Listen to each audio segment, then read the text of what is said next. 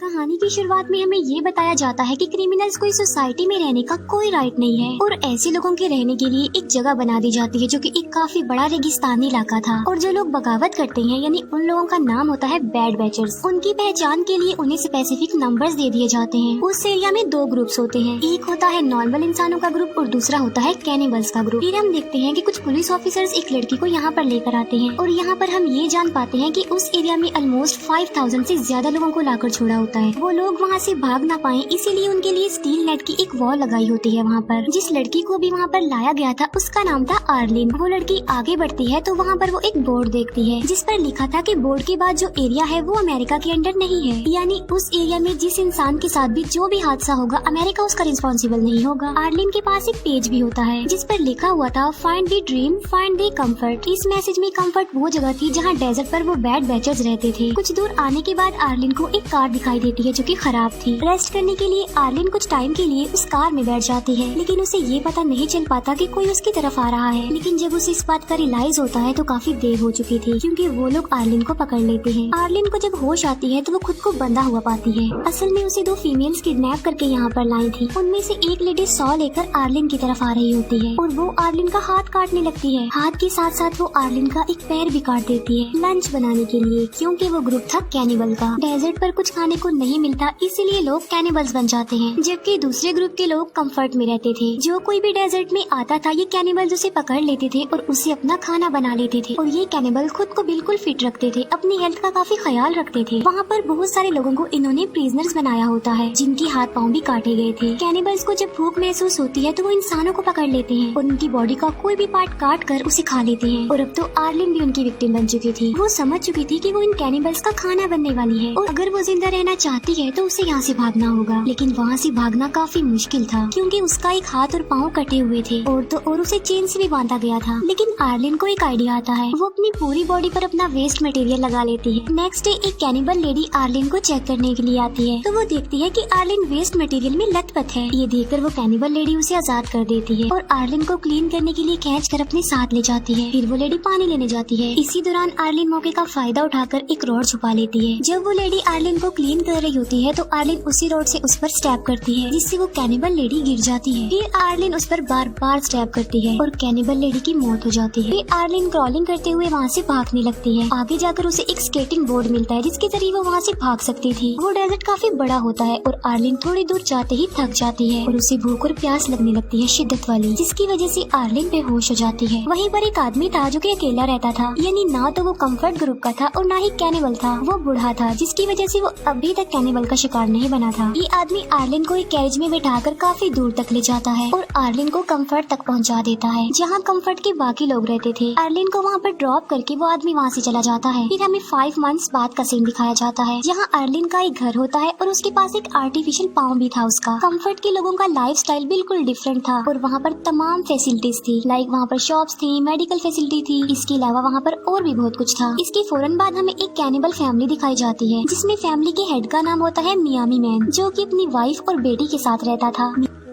Miami man एक काफी अच्छा पेंटर था जो उस वक्त अपनी बेटी का स्केच बना रहा होता है। मियामी मैन एक लड़की के पास जाता है जिसे उसने प्रिजनर बनाकर रखा हुआ था और वो उसे मार डालता है। डिनर करने के लिए उस लड़की की बॉडी के टुकड़े टुकड़े कर देता है। फिर वो फैमिली रात का खाना खाती है। नेक्स्ट डे हम देखते हैं कि आर्लिन अपसेट थी क्योंकि वो अपने हाथ और पाँव को खोकर काफी दुखी होती है। उस वक्त वो अपनी बॉडी के पार्ट्स को मिस भी कर रही होती है। ये सोच रही होती है कि अगर उसकी बॉडी पूरी होती तो वो कितनी अच्छी लगती। साथ साथ उसे कैनिबल्स पर गुस्सा भी आ रहा था क्योंकि आखिर उन्हीं की वजह से वो ऐसी हुई थी। कैनिबल से बदला लेने के लिए वो एक गन लेती है और वहाँ से निकल जाती है। कंफर्ट से निकलने का एक दूसरा रास्ता भी होता है और वो दूसरे रास्ते को ही यूज करके वहाँ से निकलती है। मियामी मैन की वाइफ घर का कुछ सामान लेने का सोचती है, इसीलिए वो अपनी बेटी को भी साथ ले जाती है। दोनों माँ बेटी पुराने सामान में से जरूरी सामान ढूंढ रही होती है, लेकिन आर्लिन कुछ दूरी से उन्हें देख लेती है और वो उन लोगों के पास जाती है। आर्लिन को जब ये बात पता चलती है कि वो दोनों कैनिबल है तो वो डिसीजन लेती है उन्हें मार डालने का। मियामी की वाइफ उसे कहती है कि प्लीज हमें जाने दो, हमने तुम्हारा कुछ नहीं बिगाड़ा है, मगर आर्लिन उसकी एक नहीं सुनती, बल्कि वो कहती है कि मैंने भी तुम जैसे कैनिबल लोगों से अपनी जान की भीख मांगी थी, लेकिन उनको मुझ पर तरस नहीं आया, बल्कि उन्होंने मेरा एक हाथ ही काट दिया। ये कहते ही आर्लिन मियामी की वाइफ को शूट करके मार डालती है। मियामी की वाइफ जब मर जाती है तो उसकी बेटी को कुछ समझ नहीं आता कि आखिर मेरी मदर को क्या हो गया है, क्योंकि वो कुछ भी नहीं बोल रही है। बच्ची को अकेला देखकर आर्लिन को उस पर तरस आ जाता है और वो डिसाइड करती है कि वो इस बच्ची को नहीं मारेगी। वो उस बच्ची को अपने साथ कंफर्ट एरिया में ले जाती है। इन दोनों को कंफर्ट जाते हुए वो अकेला आदमी देख लेता है। कंफर्ट में उस बच्ची को एक रैबिट पसंद आ जाता है, इसीलिए आर्लिन उस बच्ची के लिए वो रैबिट परचेज कर लेती है। बाद में आर्लिन उस बच्ची को अपने ही घर ले जाती है। शाम होने वाली थी और मियामी की वाइफ और बेटी अभी तक घर नहीं आए थे, इसीलिए उसको फिक्र हो रही थी। मियामी मैन उन दोनों को ढूंढने के लिए निकल पड़ता है। वो उसी जगह पर जा पहुंचता है जहाँ पर पुराना सामान पड़ा हुआ था। वो देखता है कि उसकी वाइफ की डेड बॉडी को कौवे खा रहे हैं और उसकी बेटी भी लापता थी। उसका कुछ भी पता नहीं चल पा रहा था कि वो कहाँ गई। सडन मियामी की नजर उस अकेले आदमी पर जाती है जो कि पुराने सामान के पास खड़ा हुआ कुछ ढूंढ रहा होता है। मियामी उस आदमी को अपनी बेटी का स्केच दिखाता है और ये पूछता है कि क्या आपने इसे कहीं पर देखा है। वो आदमी मियामी को कहता है कि ठीक है, मैं तुम्हें बता देता हूँ कि तुम्हारी बेटी कहाँ पर है, लेकिन उसके लिए एक शर्त है और वो ये कि तुम मेरा भी सेम ऐसा स्केच बनाओ। अब क्योंकि मियामी के पास और कोई ऑप्शन नहीं होता, इसीलिए वो उस आदमी का भी स्केच बना देता है। फिर वो आदमी मियामी को एक क्लू देता है। वो उसकी बेटी के स्केच पर लिख देता है फाइंड कंफर्ट, कि उस तरफ इशारा था, यानी उसकी बेटी कंफर्ट में है। रात को अर्लिन उस बच्ची को एक क्लब में लेकर जाती है जहाँ पर कंफर्ट एरिया का सबसे ज्यादा रिच आदमी होता है, जिसका नाम होता है दी ड्रीम। ड्रीम को सब लोग वहाँ पर अपना हीरो समझते थे, क्योंकि वो अकेला ही पूरे कंफर्ट में ड्रग्स सप्लाई करता था। अजीब बात ये थी कि उस ड्रग में एक किस्म का मैजिक था और जो आदमी उस ड्रग को लेता था वो अलग ही दुनिया में खो जाता था। उसका माइंड अलग ही डायरेक्शन में चलने लगता था। ऐसा फील होता है कि जैसे इंसान ड्रीम में आ गया है, इसीलिए तो उस आदमी का नाम ड्रीम होता है। और ड्रीम कंफर्ट का मेयर भी था। पार्टी में ड्रीम सबको ड्रग देता है। उस वक्त आर्लिन भी एक ड्रग ले लेती है। इसी दौरान मियामी की बेटी का रैबिट उसके हाथ से छूट जाता है और वो उसे लेने जाती है। इसी कोशिश में वो बच्ची आर्लिन से काफी दूर चली जाती है। वो बच्ची ड्रीम के पास पहुंच जाती है और वो उसे अपने साथ ले जाता है।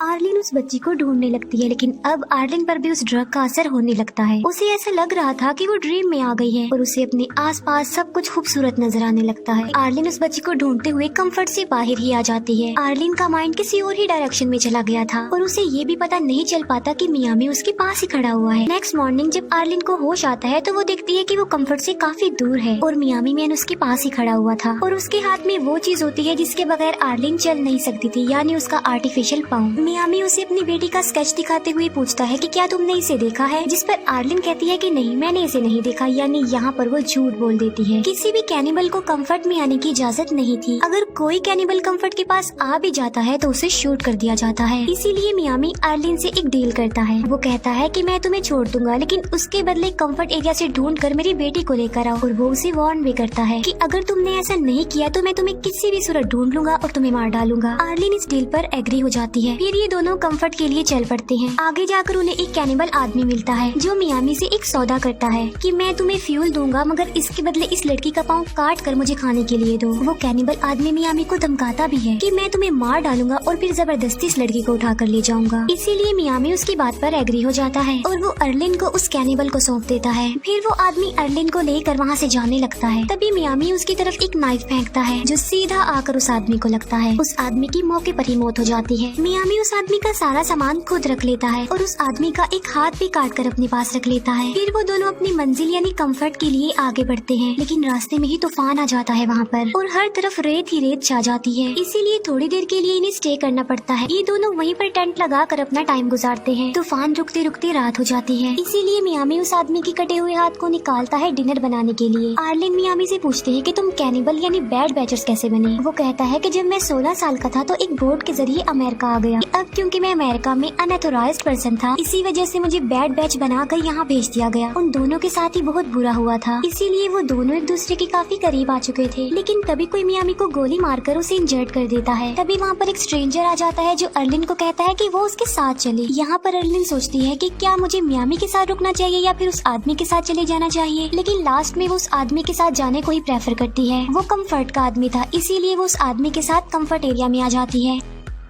लेकिन कंफर्ट में आने के बाद उसे अच्छा फील नहीं हो रहा था। कंफर्ट में आकर वो खुश नहीं थी। वो उस टाइम को याद कर रही थी जब मियामी ने उसकी जान बचाई, उसका ख्याल रखा। जो टाइम उन्होंने साथ गुजारा था, अर्लिन उसे बड़ा मिस कर रही थी क्योंकि वो मियामी को लाइक करने लग गई थी। इसीलिए वो फैसला करती है कि वो मियामी के पास वापस चली जाएगी और उसी के साथ ही रहेगी। इसीलिए अर्लिन उसी जगह पर पहुंच जाती है। वहाँ पर उसे मियामी तो नहीं मिलता, लेकिन उसकी नोटबुक मिल जाती है जिस पर वो स्केचेस बनाता था। अर्लिन उस नोटबुक को उठा लेती है और वापस कंफर्ट में आ जाती है। वो अकेला आदमी डेजर्ट में बिल्कुल अकेला बैठा हुआ था। तभी वो देखता है कि कुछ दूरी पर बहुत सारे कौवे उड़ रहे हैं और वो समझ जाता है कि वहाँ पर जरूर कुछ न कुछ है। पास जाकर चेक करने पर वो देखता है कि वहाँ पर मियामी बेहोश पड़ा हुआ है। वो मियामी की मदद करता है। वो एक कौवा पकड़ता है और मियामी को खिलाता है ताकि उसे थोड़ी ताकत मिले। दूसरी तरफ अर्लिन मियामी की नोटबुक देख रही होती है जिसमें डिफरेंट टाइप्स के स्केचेस बने हुए थे। उन स्केचेस में एक स्केच मियामी की बेटी का भी था। अर्लिन फैसला करती है कि वो किसी भी सूरत में उस बच्ची को ढूंढ लेगी। वो मियामी की बेटी का स्केच लेकर सारे कंफर्ट वालों से पूछती है कि क्या किसी ने उसे देखा है, मगर किसी ने भी उस बच्ची को नहीं देखा होता। थक हार कर अर्लिन एक जगह पर बैठ जाती है। फिर वो देखती है कि कुछ लेडीज ड्रीम के घर से बाहर आ रही हैं। वहीं पर एक लेडी के साथ मियामी की बेटी भी होती है। यहाँ पर हम ये जान पाते हैं कि असल में ड्रीम ने मियामी की बेटी को अडॉप्ट कर लिया था क्योंकि उसकी कोई औलाद नहीं थी। अब फाइनली अर्लिन को पता चल जाता है कि आखिर मियामी की बेटी कहाँ पर है, लेकिन वो सोचती है कि मैं उस बच्ची को कभी भी वापस नहीं ला सकूंगी क्योंकि ड्रीम बहुत पावरफुल है, उसके पास सारी अथॉरिटी है और वो ऐसा नहीं होने देगा। उसे एक आइडिया आता है और वो ड्रीम के पैलेस पे जाती है। पैलेस में बहुत सारी औरतें ड्रग्स बना रही थी। ड्रीम वहाँ आकर बताता है कि आज वो जो कुछ भी है इस ड्रग की वजह से है। अर्लिन कहती है कि मैं भी इन औरतों की तरह इस पैलेस में काम करना चाहती हूँ, जिस पर ड्रीम इस बात पर राजी हो जाता है। एक लेडी अर्लिन को एक रूम में ले जाती है जहाँ पर अर्लिन वॉशरूम का बहाना बनाकर चुपके से अपने नकली पाँव में से गन निकाल लेती है। वो उस लड़की को गन पॉइंट पर लाकर प्रिजनर बना लेती है। वो ड्रीम को कहती है कि अगर तुम बच्ची को छोड़ दोगे तो मैं इस लेडी को छोड़ दूंगी। वो लेडी ड्रीम की वाइफ थी, इसीलिए ड्रीम को उसकी बात माननी पड़ती है। अर्लिन, वो लेडी और वो बच्ची तीनों एक कैरेज में बैठकर वहाँ से जाने लगते हैं। कंफर्ट एरिया से बाहर आने के बाद अर्लिन उस लेडी को छोड़ देती है और जाने देती है। फिर अर्लिन और वो बच्ची डेजर्ट की तरफ आगे बढ़ते हैं। आगे जाकर उन्हें मियामी मैन भी मिल जाता है जो कि उस अकेले आदमी की हेल्प की वजह से काफी बेटर हो गया था। अर्लिन उस बच्ची को मियामी मैन के हवाले कर देती है और वो मियामी को कहती है कि प्लीज मुझे भी तुम अपने साथ ले चलो। मियामी उसे कहता है कि ऐसा नहीं हो सकता। वो उसे काफी समझाने की कोशिश करता है। वो कहता है कि हमारी दुनिया में तुम्हारे लिए मौत के सिवा और कुछ नहीं है क्योंकि हम कैनिबल हैं और तुम किसी न किसी दिन कैनिबल का खाना बन सकती हो, इसीलिए तुम्हारे लिए बेहतर है कि तुम अपने ग्रुप यानी कंफर्ट में चली जाओ। अर्लिन कहती है कि नहीं, मैं वापस नहीं जाऊंगी। वो कहती है कि मुझे इससे कोई फर्क नहीं पड़ता कि तुम कैनिबल हो, मुझे बस तुम्हारा साथ चाहिए। मैं तुम्हारे साथ रहना चाहती हूँ क्योंकि मैं तुम्हें लाइक करती हूँ। मियामी की बेटी उसे कहती है कि मुझे भूख लगी है और मैंने नूडल्स खाने हैं, ना कि गोश्त खाना है। अब वहाँ पर तो नूडल्स मिल नहीं सकते थे, इसीलिए मियामी मैन उसके खरगोश को मार डालता है और वो ही उसे खिला देता है। वो लोग हैप्पी लाइफ गुजारने लगते हैं और यहीं पर ये मूवी एंड हो जाती है। Thank you for